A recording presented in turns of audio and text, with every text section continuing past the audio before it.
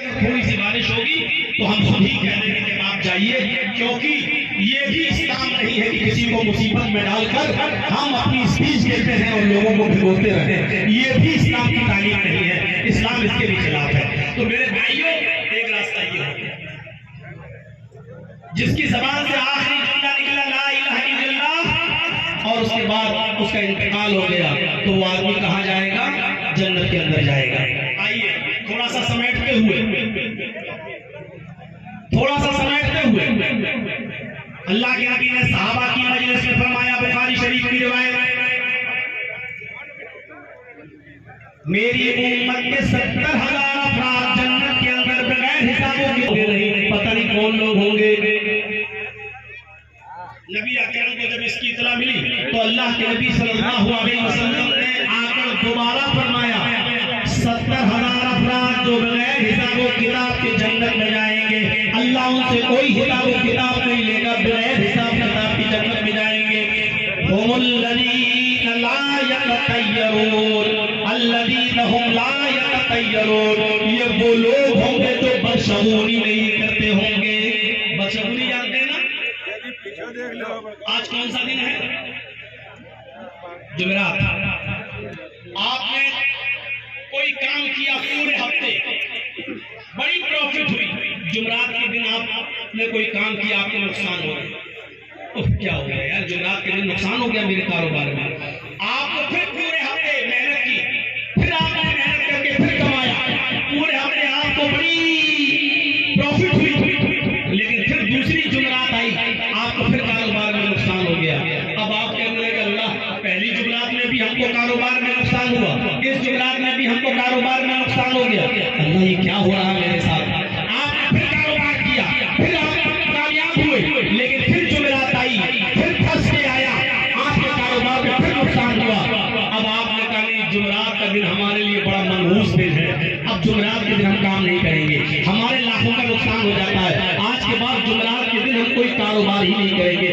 आपने जुमेरात के दिन को मनहूस समझ लिया और आप जुमेरात के दिन इसलिए काम नहीं करते क्योंकि 3-4 जुमेरात को हमारा नुकसान हो गया है, हम जुमेरात के दिन काम नहीं करेंगे, ये बहुत बड़ा बुरा दिन है हमारे लिए।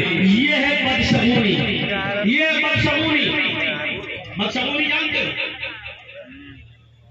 गाड़ी बहुत तेज स्पीड में चल रही है, अचानक बिल्ली गुजर गई, आपने गाड़ी रोक दी, क्या हुआ? नहीं, बिल्ली रास्ता काट गई, आपने गाड़ी रोक दी 2 मिनट। अब 2 मिनट के बाद आपने फिर गाड़ी चलाई, पूछा जर्जी साहब ने, भाई गाड़ी क्यों रोक दी? अरे बिल्ली रास्ता काट दे तो गाड़ी को रोक देना चाहिए, वरना एक्सीडेंट का खतरा है। बिल्ली ने रास्ता काट दिया, ये बड़ा मनहूस होता है।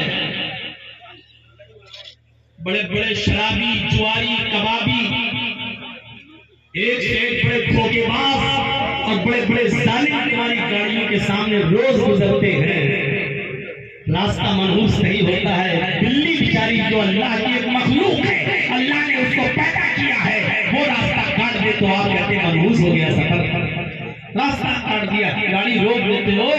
ये है अरब के लोग क्या करते थे, अल्लाह के रसूल के आने से पहले अरब के लोग क्या करते थे, उनको कोई कारोबार करना होता था तो एक परिंदा, एक चिड़िया वो लेते थे और उसको ऐसे छोड़ देते थे, चिड़िया को उड़ाते थे। अगर वो दाहिनी तरफ राइट साइड में उड़ती हुई गई तो कहते थे कारोबार में कामयाब हो गया, हमें प्रॉफिट होगी, हमें मुनाफा होगा, लाभ होगा।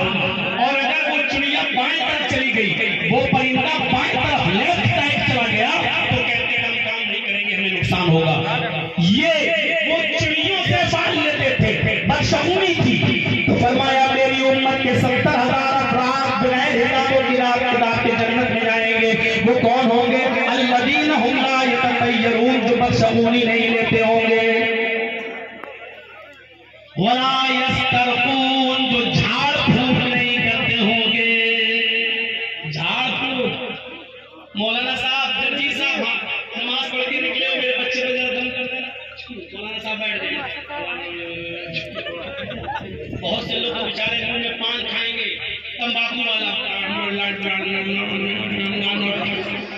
थूके भी नहीं खाएंगे, तंबाकू भी खा रहे हैं, थूके भी मार के जा रहे हैं। सुनिए, सूरह फातिहा पढ़ के दम करना, मुअव्वज़तैन पढ़ के दम करना कोई बुरा नहीं है। कुरान में अल्लाह फरमाता है, और जन्नत जमीन